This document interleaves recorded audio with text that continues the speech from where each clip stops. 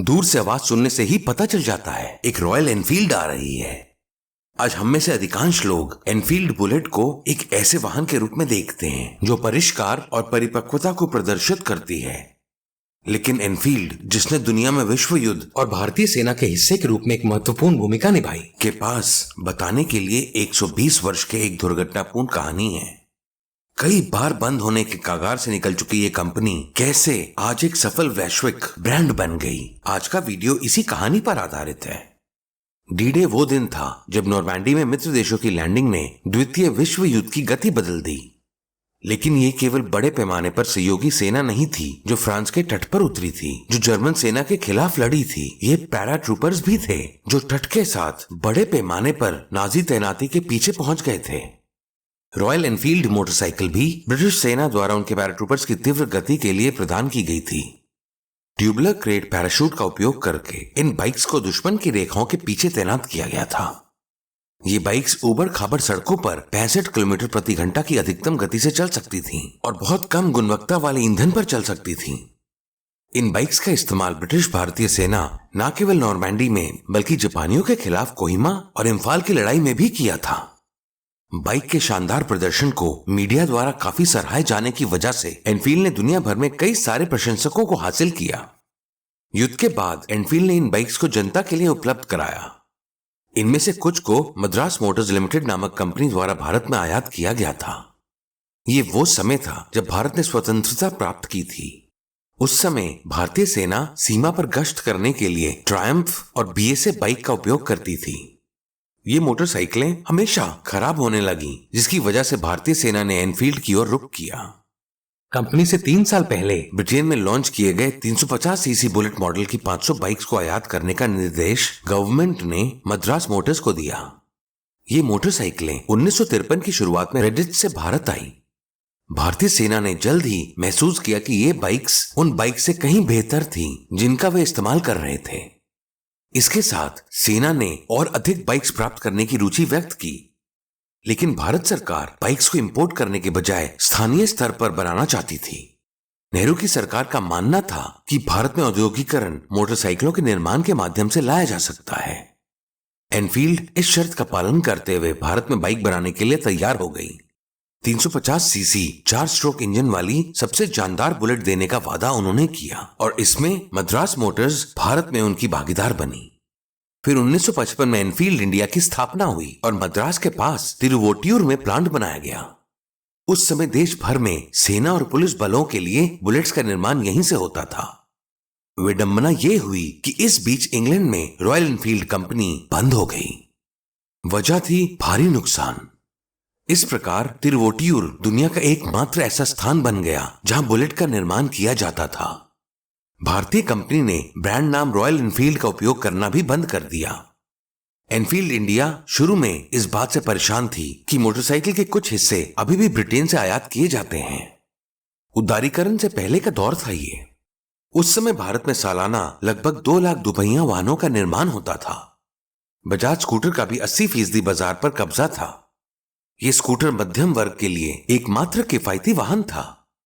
Moped भी उपलब्ध थे, लेकिन ये उचित गति से एक मोटे व्यक्ति का वजन नहीं उठा सकते थे। जावा और एनफील्ड जैसी मोटरसाइकिल ब्रांड जनता के बीच लोकप्रिय थी, लेकिन इनमें से किसी एक को खरीदने उतरना आसान नहीं था। वहीं दूसरी ओर एम्बेसडर और फिएट जैसी कारों को लग्जरी आइटम माना जाता था। लेकिन 80 के दशक की शुरुआत में चीजें बदल गईं। उदारीकरण से पहले जापानी कंपनियां विदेशी कंपनियों के साथ संयुक्त उद्यम शुरू करने के लिए सामने आए। बाद में ये आम आदमी के लिए सस्ती और ईंधन कुशल मोटरसाइकिल बनाने की प्रतियोगिता का समय था। सुजुकी ने टीवीएस, हीरो ग्रुप होंडा और एस्कॉर्ट ग्रुप ने यामाहा के साथ हाथ मिलाया और बाजार को नाटकीय रूप से बदल दिया। 1985 में हीरो होंडा ने अपनी CD100 लॉन्च की। इस 4 स्ट्रोक मोटरसाइकिल का वादा 80 किलोमीटर प्रति लीटर का माइलेज था। उस जमाने के बजाज के स्कूटर इसके आधा ही माइलेज दे पाते थे। Fill it, shut it, forget it, ये CD100 का विज्ञापन था। 1989 में 1 लीटर पेट्रोल की कीमत 8 रुपए थी और 1996 तक 21 रुपए होने की वजह से लोग ईंधन कुशल मोटरसाइकिलों की ओर बढ़ने लगे। जब भारतीय बाजार में ये सारे बदलाव हो रहे थे, तब एनफील्ड इन सब बातों से अनभिज्ञ गहरी नींद में था। कारण ये था कि सेनाओं और धनी व्यक्तियों से नियमित आदेश प्राप्त होते रहते थे। उस समय की एनफील्ड मोटरसाइकिल कस्टम मेड थी। लगातार तेल रिसाव और इंजन के काम के कारण लोगों ने इसे रॉयल एनफील्ड बुलाना शुरू कर दिया। साथ ही बाइक का कास्ट आयरन इंजन बहुत अधिक ईंधन कुशल नहीं था। जैसे जैसे अन्य बाइकें गुणवत्ता और अच्छे मॉडल्स के साथ उपलब्ध होती गईं, लोगों ने उनकी ओर रुख किया और इसी के साथ एनफील्ड की मुश्किलें शुरू हो गईं। कंपनी ने 1987-88 में अपने इतिहास में पहली बार घाटा दर्ज किया। इसके बाद के वर्षों में एनफील्ड इंडिया कर्ज में डूब गया। मद्रास मोटर्स ने कंपनी को बेचने की कोशिश की, लेकिन कोई भी इसे खरीदने को तैयार नहीं था। हर किसी को यह विश्वास हो गया कि अब इस कंपनी का अंत निश्चित है। उस समय आर्थिक तंगी के कारण एनफील्ड के पास पर्याप्त बाइक बनाने की क्षमता भी नहीं थी। एनफील्ड प्रति माह केवल 5000 यूनिट ही बेच सका। उनमें से आधे पहले महीने के भीतर शिकायतों के साथ लौट आए। कंपनी के पास उन्हें रिपेयर करने के लिए स्पेयर पार्ट्स बनाने तक के पैसे नहीं थे। वो 1990 का दौर था जब एक ट्रैक्टर कंपनी आयशर ने एनफील्ड में निवेश किया था। 60 के दशक की हरित क्रांति से जुड़े ट्रैक्टरों की बढ़ती मांग से आयशर को भी काफी फायदा हुआ था, लेकिन वो 80 के दशक में ऑटोमोबाइल बाजार में आए बदलावों को भांप नहीं पाए। कंपनी के संस्थापक विक्रम लाल ने माना कि एनफील्ड दोपहिया बाजार में आयशर के प्रवेश को सक्षम करेगा, लेकिन उन्होंने एनफील्ड को पहले नुकसान से बाहर निकालने का फैसला किया। हम जानते हैं कि आज एनफील्ड केवल मध्यम भार वर्ग में मोटरसाइकिल बनाती है, लेकिन तब एनफील्ड के पास 330 सीसी बुलेट के अलावा 3 अन्य मोटरसाइकिलें थीं। नया निर्णय यह था कि लोकप्रिय मॉडलों को छोड़कर अन्य सभी मॉडलों के उत्पादन को धीरे धीरे बंद करना। इसके अलावा उन्होंने लागत में कटौती करने के लिए राजस्थान में एनफील्ड द्वारा बनाए गए नए प्लॉट और चेन्नई में कॉर्पोरेट मुख्यालय सहित सभी संपत्तियों को बेच दिया। लेकिन केवल तिरुवोटियूर प्लॉट ही नहीं बिका। बुलेट की ईंधन क्षमता में कमी के बारे में शिकायतों को दूर करने के लिए अगला कदम बुलेट के लिए एक नया डीजल इंजन विकसित करना था। भारतीय मोटरसाइकिलों के इतिहास में यह पहली बार था कि डीजल इंजन वाली बाइक पेश की गई थी।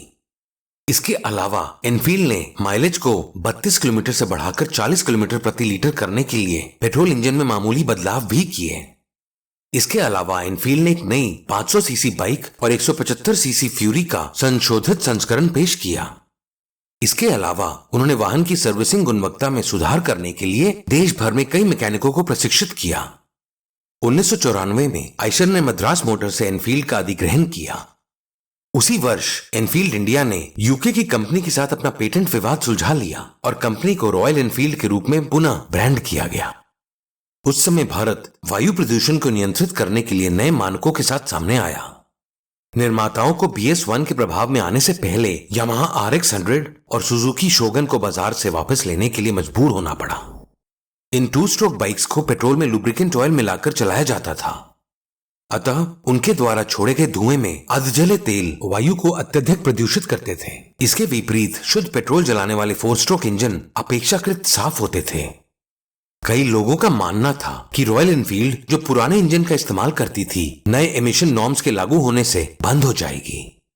लेकिन विक्रम लाल ने माना कि चूंकि सभी रॉयल एनफील्ड मोटरसाइकिलों में 4 स्ट्रोक इंजन होते हैं, मामूली बदलाव से बाइक को BS1 के अनुरूप बनाया जा सकता है। उन्होंने नए इंजन को डिजाइन करने के लिए ऑस्ट्रेलिया की दिग्गज इंजन निर्माता कंपनी AVL से संपर्क किया। शर्त इंजन के बाहरी स्वरूप को बदले बिना एक नया इंजन प्रदान करना था। लेकिन जैसे ही AVL ने डिजाइन का काम शुरू किया, रॉयल एनफील्ड के इंजीनियरों के बीच एक चिंता पैदा हो गई। क्या नया इंजन एनफील्ड की दिल दहला देने वाली इंजन आवाज खो देगा? यदि ये आवाज, जो प्रतिस्पर्धियों की ईर्ष्या और मोटर बाइक के प्रति उत्साहित लोगों का गौरव था, चली गई तो ब्रांड अपना अस्तित्व खो देगा। जैसे ही समस्या की गंभीरता स्पष्ट हुई, AVL ने समस्या को हल करने के प्रयास शुरू कर दिए। इस बीच एनफील्ड टीम ने पुराने इंजन की साउंड मैपिंग की और AVL को स्पेसिफिकेशंस सबमिट किया। इसका उद्देश्य नए इंजन की ध्वनि को यथासंभव पुराने एनफील्ड के समान बनाना था। यह प्रयास तब तक जारी रहा जब तक कि नए इंजन की आवाज पुराने इंजन के 99.8% से मेल नहीं खाती। इस नए डिजाइन को तैयार करने में AVL को 3 महीने का अतिरिक्त समय लगा। लेकिन आज ऐसे लोग हैं जो सोचते हैं कि AVL डिजाइन में पुराने इंजन की तरह भयंकर आवाज नहीं होती है। उन दिनों सेकेंड हैंड बुलेट की कीमत नई खरीदने से ज्यादा होती थी, लेकिन सेना और उत्तरी भारत के कई किसानों और बाइक प्रेमियों को छोड़कर एनफील्ड में किसी की दिलचस्पी नहीं थी। दशकों की उपेक्षा और खराब सेवा ने जनता को एनफील्ड से दूर कर दिया था। केवल एक व्यक्ति जिसके दिल में एनफील्ड उतर चुकी थी, सिर्फ वो ही इस कंपनी को विकास की ओर ले जा सकता था। ऐसे ही एक शख्स थे सिद्धार्थ लाल। हालांकि वो विक्रम लाल के बेटे थे, वो सामान्य कॉर्पोरेट अधिकारियों से अलग थे। सिड वो शख्स थे जिसने बाइक्स, खासकर बुलेट्स को दिल से लगा लिया। वो उन समस्याओं से अच्छी तरह वाकिफ थे जिनका सामना बुलेट ग्राहकों को लगातार करना पड़ रहा था। उस समय एनफील्ड बाइक्स में इलेक्ट्रॉनिक इग्निशन सुविधा की मांग ज्यादा थी। बुलेट की घातक बैक किक ज्यादातर के लिए बुरे सपने की तरह था। इस जरूरत को समझते हुए एनफील्ड ने बुलेट में छोटे छोटे बदलाव किए और इसे इलेक्ट्रॉनिक स्टार्टर के साथ बाजार में पेश किया। वो इलेक्ट्रा बाइक का जन्म था। इसके साथ ही सिड के नेतृत्व में टीम ने एक बड़ा विज्ञापन अभियान शुरू किया। सारे विज्ञापन एनफील्ड की शान के बारे में थे। कम से कम हम में से कुछ लोगों को यह विज्ञापन याद ही होगा कि हर कोई ट्रेन सहित एक बुलेट को रास्ता देता है। विज्ञापनों का उद्देश्य जापानी ब्रांडों से दूर जाना था, जो उस समय केवल ईंधन क्षमता पर केंद्रित थे, और उन्हें यह बताना था कि व्यक्तित्व का महत्व बहुत बड़ा होता है। हालांकि सिड का मानना था कि कंपनी को विकास के अगले स्तर तक ले जाने के लिए कुछ मुद्दों को हल करने की आवश्यकता है। एक नया इंजन डिजाइन महत्वपूर्ण था। आकलन यह था कि एल्यूमिनियम से बना एक नया इंजन ही बार बार होने वाली समस्याओं का समाधान करेगा। कई लोगों को डर था कि पुराने कास्ट आयरन इंजन को बदलने से ब्रांड अपनी पहचान खो देगा, लेकिन सिद्धार्थ ने आगे बढ़ने का फैसला किया और सिड ने इस बात पर ध्यान दिया कि बुलेट की ओवरऑल लुक, हेडलैम्प और ट्रंक में किसी भी तरह का बदलाव नहीं होना चाहिए। नए इंजन का डिजाइन एक बार फिर से एवीएल ने किया। 2008 एनफील्ड बाइक्स का यूसीई आगे के बदलाव के लिए लिया गया। ये इंजन 2010 से सभी रॉयल एनफील्ड बाइक्स को पावर देता है। एवीएल ने एक बार फिर इंजन के शोर को यथासंभव पहले जैसा रखने की कोशिश की है, लेकिन बाइक के दीवानों के बीच आज भी ये बहस छिड़ी है कि पुराना कास्ट आयरन इंजन बेहतर है या नया। जैसा भी हो, इसमें कोई संदेह नहीं है कि इस इंजन ने एनफील्ड को कड़े इमिशन मानदंडों को पूरा करने और अधिक ऊंचाई तक पहुंचने में मदद की है। अधिक तेल रिसाव ना होने और कम सर्विसिंग समस्याओं के कारण अधिक लोग एनफील्ड की ओर आकर्षित हुए। फिर भी एनफील्ड पर्याप्त वाहनों का उत्पादन करने में सक्षम नहीं थी। मुख्य समस्या ये थी कि बाइक के लिए आवश्यक कुछ पुर्जे पर्याप्त मात्रा में उपलब्ध नहीं थे। सिद्धार्थ ने 2001 में ही तय कर लिया था कि वो रॉयल एनफील्ड का सिर्फ इंजन और ट्रांसमिशन खुद बनाएंगे। अन्य सभी पुर्जों को विक्रेताओं से खरीदने की योजना थी, लेकिन विभिन्न डिजाइन, आकार में बड़े ईंधन टैंक और हेडलाइट को सावधानी पूर्वक और समय लेकर हाथ से बनाया जाना था। ऐसे मानव निर्मित टैंक अक्सर निर्दिष्ट मात्रा को पूरा नहीं करते थे। गुणवत्ता जांच में 75% टैंकों को खारिज कर दिया जाता था। इससे न केवल उत्पादन का स्तर घटा, बल्कि लागत में भी भारी वृद्धि हुई। लेकिन विक्रेताओं ने एनफील्ड निर्माण को भी मशीनीकृत करने के लिए प्रोत्साहित करके समस्याओं को हल करने की कोशिश की। कंपनी को यह स्पष्ट था कि एनफील्ड विकास पथ पर है, लेकिन उस संदेश को लोगों और डीलरों तक पहुंचाने की जरूरत थी। इस तरह एनफील्ड डायरेक्ट कंपनी शोरूम की अवधारणा का जन्म हुआ। शुरुआत में चेन्नई और जयपुर में शुरू हुए ब्रांड स्टोर अब पूरी दुनिया में हैं। ये वो समय था जब स्पोर्ट्स बाइक्स पूरे देश में लोकप्रिय हो गईं। डुकाटी, होंडा और सुजुकी जैसी कंपनियों ने इस मौके का फायदा उठाने के लिए देश में अपनी बेहतरीन मोटरसाइकिलें लॉन्च की। कई लोगों ने सोचा कि उनकी लोकप्रियता एनफील्ड को नुकसान पहुंचाएगी, लेकिन इसके विपरीत उनकी बढ़ती हुई कीमतों ने एनफील्ड को और अधिक स्वीकार्य बना दिया और अधिक ग्राहकों को ब्रांड की ओर आकर्षित किया। इसके अलावा देश भर में आईटी कंपनीज के उभरने के साथ ही एनफील्ड ने मार्केट में अपनी जगह बना ली। इसका कारण था आईटी फील्ड में काम करने वाले युवकों को बेहतर सैलरी और वीकेंड ट्रिप्स, और ऐसे में उन्होंने अपने पुराने और कम शक्ति वाले बाइक को अपग्रेड करके एनफील्ड की ओर रुख किया। एनफील्ड ब्रांड की मांग की वजह से बिक्री में भारी इजाफा दिखने को मिला। 2010 में इसकी प्रतिवर्ष केवल 50,000 बाइक्स बिकी, लेकिन 2015 तक ये बढ़कर 5 लाख हो गई। 2018 में 8 लाख से अधिक बाइक्स बेची गईं। तिरुवोटियूर में मौजूद कारखाने के अलावा कंपनी ने अधिक मोटरसाइकिल बनाने के लिए चेन्नई के पास ओरगट्टम और वल्लम वडागल में प्लॉट स्थापित किए। एनफील्ड की सफलता का असर आयशर के शेयर भाव में भी दिखा। अगर हमने 2001 में रॉयल एनफील्ड मोटरसाइकिल पर 55,000 रुपए खर्च किए होते तो अब हमारे पास एक बेहतरीन लेकिन थोड़ी पुरानी बाइक होती। लेकिन अगर इतनी ही रकम आइशर मोटर्स के शेयरों में लगाई गई होती तो अब तक निवेश 4.75 करोड़ रुपए को पार कर गया होता। आज रॉयल एनफील्ड एक बहुत ही सफल और प्रिय कंपनी है। कंपनी जो 2 दशक पहले बंद होने के कगार पर थी, अपनी पूरी ताकत के साथ दोबारा वापस आकर एक विश्व स्तरीय ब्रांड बन गई है। लेकिन आज एनफील्ड के सामने सबसे बड़ी चुनौती एक क्लासिक ब्रांड बिना छेड़े आधुनिक तकनीकों पर आधारित नया मॉडल पेश करना है। इसका सबसे बड़ा उदाहरण है बहुत सारे मॉडल्स होने के बावजूद बिक्री का 50% हिस्सा आज भी क्लासिक बाइक ही है। सिर्फ इतना ही नहीं, पहले बहुत कम लोगों के पास बुलेट थी, लेकिन आज एनफील्ड भारतीय बाजार में हर 15 बाइक में से एक है। एक ओर ये बाइक की शानदार सफलता का संकेत देता है और दूसरी ओर ये संदेश देता है कि एनफील्ड बाइक आम हो गई है। इस मौके का लाभ उठाने के इरादे से आज आनंद महिंद्रा के सहयोग से जावा बाइक्स को पुनर्जीवित किया जा रहा है। रॉयल एनफील्ड एक ऐसी कंपनी है जो 120 साल के अंतराल में कई उतार चढ़ाव से गुजरी है। इस पूरे समय में जिस चीज ने कंपनी को बचाए रखा है वो है एनफील्ड को पसंद करने वाले लोगों का एक समूह। इन लोगों के लिए रॉयल एनफील्ड सिर्फ एक बाइक नहीं बल्कि एक एहसास है। इस भावना का सम्मान करते हुए कंपनी और आगे तक बढ़ती रहे।